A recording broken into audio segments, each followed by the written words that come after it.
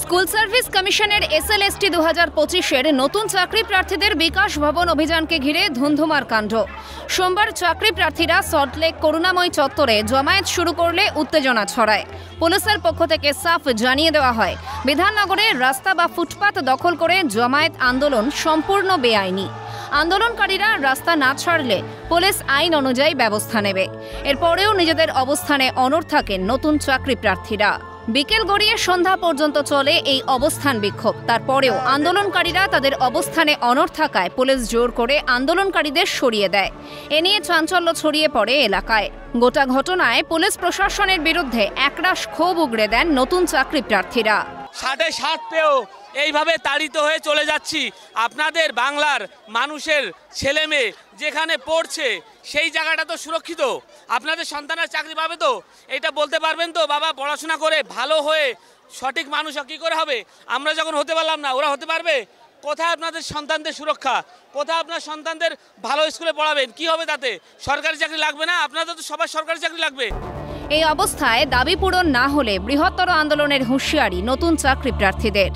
Police বলপূর্বক তুলে দিচ্ছে তাদের হাতে আইন, তারা সেই আইনের বল প্রয়োগ করছেন। তো আমাদের উঠে যেতে আমরা বাধ্য, কিন্তু আমরা সেইভাবে প্রিপারেশন হয়ে আসিনি। সব ছেলের মেয়েরা পুলিশ বলপূর্বক তুলছে, মহিলাপূর্বক। বেআইনি হয় তাহলে আমরা 8 ঘন্টা কি করে বসে আছি? বেআইনি যদি হয় নিশ্চয়ই আইনি কিছু ছিল, যার জন্য আমরা 8 ঘন্টা বসে থাকতে পেরেছি। চেয়ারম্যান আসেননি, আমরা পরে বৃহত্তর আন্দোলনের ডাক দেব। আমাদেরকে এইভাবে হলে রেখেছে। আমাদের বাড়িতে বাবা মা অসুস্থ, আমার চিকিৎসার পয়সা নেই, আমরা আজকে বেকার, আমাদের না আছে সংসার না কিছু, আমাদের কথা সরকার কিছু ভাবছে না। যদিও পুলিশের তরফে বলা হয়েছে রাস্তা বা ফুটপাত দখল করে জমায়েত করাটা সম্পূর্ণ বেআইনি, তাই ওদের সরিয়ে দেওয়া হয়েছে। হাইকোর্টের ক্লিয়ার অর্ডার আছে যে ল অ্যান্ড অর্ডার ভায়োলেট যেন না করায় বিধাননগর এরিয়াতে, আমরা সেটাও ওনাদের দেখিয়েছি। আলটিমেটলি ওদের লিডারশিপই আমাকে বলেছে যে ওরা তো সরতে চাইছে না, তখন ওদেরকে বলতে হয়েছে চলে যেত, তো আমরা ওনাদেরকে সরিয়ে দিচ্ছি।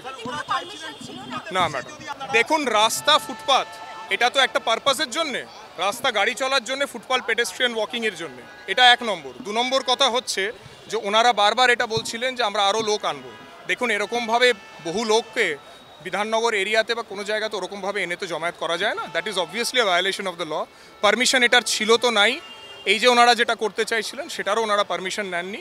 আমি ওনাদেরকে রিকোয়েস্ট করব যা আন্দোলন ওনারা করতে চান সেটা প্রপার পারমিশন আমাদের সাথে কথা বলে করুন। Thank you. এদিকে মুখ্যমন্ত্রীর কাছে শিক্ষাবিদ কামাল হোসেনের আবেদন, শূন্য পদের সংখ্যা 1 লক্ষ করা হোক।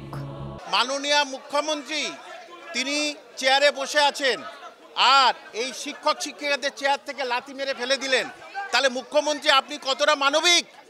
একজন শিক্ষক হয়ে বলছি, আপনি প্রশাসনিক প্রধান, দয়া করে এদের সিট বৃদ্ধি করুন 1 লাখ, তাই তো 1 লাখ সিট বৃদ্ধি করুন। এবং 10 নম্বর এদের যেখানে নেই সেইটা এদের ছাড়া প্যানেল করুন, যারা চাকরি হারা তাদের জন্য ব্যবস্থা করুন। আমরা কারোর বিরোধী নয়।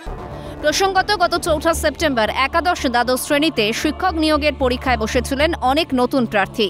তাদের মধ্যে অনেকেই 100% নম্বর পেয়েছেন, কিন্তু তবুও ডাক পাননি ইন্টারভিউয়ে, কারণ অভিজ্ঞতার জন্য দেওয়া 10 নম্বর পাননি তারা।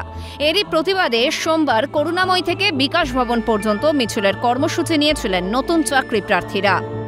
ইতিমধ্যে রেজাল্টের তালিকায় অযোগ্যদের নাম থাকার অভিযোগে মামলা দায়ের হয়েছে কলকাতা হাইকোর্টে। এখন দেখার ইন্টারভিউয়ে আদৌ ডাক পান কিনা নতুন চাকরি প্রার্থীরা। ক্যামেরার শান্তন চক্রবর্তী ও সুরজিৎ প্রামাণিকের সঙ্গে মফিজুল ইসলাম এবং সুদীপ্ত পালের রিপোর্ট, ক্যালকাটা নিউজ।